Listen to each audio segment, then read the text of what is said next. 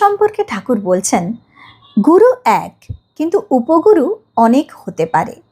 যার কাছে কিছু শিক্ষা পাওয়া যায় তাকেই উপগুরু বলা যেতে পারে।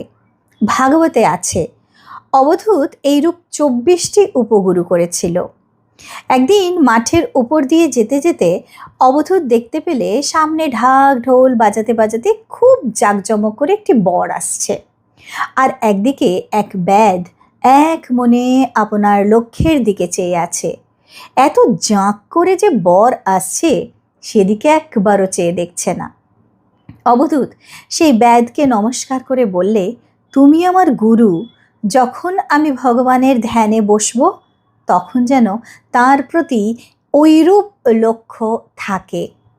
একজন মাছ ধরছে, অবধূত তার কাছে গিয়ে জিজ্ঞাসা করলে, ভাই অমুক জায়গা কোন পথ দিয়ে যাব? সে ব্যক্তির ফাতনায় তখন মাছ খাচ্ছে। সে তার কথায় কোনো উত্তর না দিয়ে এক মনে ফাতনার দিকে তাকিয়ে রইল। মাছ খেতে তখন পেছন ফিরে বললে, আপনি কি বলছেন?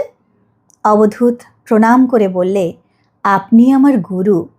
আমি যখন আপনার ইষ্টের ধ্যানে বসব তখন যেন এরূপ কাজ শেষ না করে অন্যদিকে মন না দিই।